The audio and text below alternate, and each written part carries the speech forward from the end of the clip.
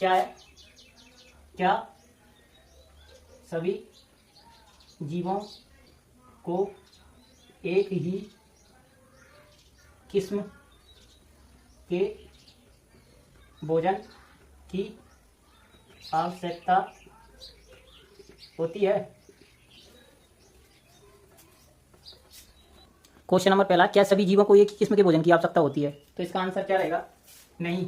क्यों नहीं? क्योंकि कुछ शाकाहारी होते हैं, कुछ मांसाहारी होते हैं, कुछ सर्वाहारी होते हैं। तो इसलिए कुछ लोग जो जीव रहते हैं वो मांस का सेवन करते हैं, सिर्फ और सिर्फ मांस खाते हैं, उन्हें मांसाहारी कहते हैं। कुछ जीव होते हैं जो शाकाहारी होते हैं, सिर्फ और सिर्फ पत्तियां, घास, ऐसी चीज़ों का इस्तेमाल करते हैं खाने के लिए अपने भोजन के रूप में। और तीसरा रहता है, कुछ ऐसे भी रहते हैं जैसे कौवा हो गया, बिल्ली हो गई, कुत्ता हो गया, मनुष्य हो गया, ये सर्वाहारी की कैटेगरी में आते हैं। क्यों आते हैं? क्योंकि इनको दोनों चीज़ें, मांस भी खा लेते हैं, पत्तियां भी, सब्जियां भी, फल भी, कई तरह के जो भोजन रहते हैं उनमें दोनों में सेटिस्फाई रहते हैं कि हाँ ये भोजन भी, ये भी कर सकते हैं। जो मांसाहारी रहता है वो भी, और शाकाहारी रहता है वो। कुछ ऐसे रहते हैं जो सिर्फ और सिर्फ मांस खाते हैं, जैसे शेर।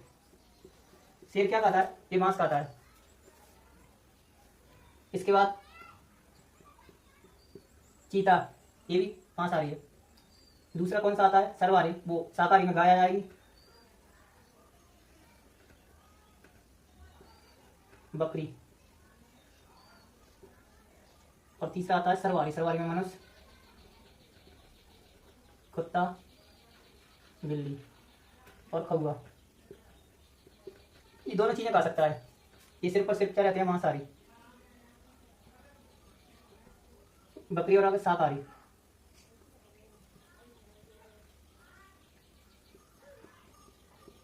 सर्वाहारी। क्वेश्चन पहला है, क्या सभी जीवों को एक ही किस्म के भोजन की आवश्यकता होती है? तो उत्तर है, इसका उत्तर क्या आएगा? नहीं। क्योंकि शेर और चीता मांस खाते हैं, जिसे मांसाहारी की श्रेणी में रखते हैं। गाय, बकरी ये शाकाहारी रहती है। क्यों? क्योंकि ये पत्तियां और अनाज वगैरह खाती हैं, अनाज। मनुष्य, कुत्ता, बिल्ली, कौवा ये सर्वाहारी में आते हैं। कौवा मांस भी खा लेता है, साग सब्जी भी खा लेता है, बिल्ली भी वही चीज करती है, कुत्ता भी और मनुष्य भी, ये सभी चीजें सर्वाहारी में आती है। तो इसका आंसर आपको मिल गया होगा।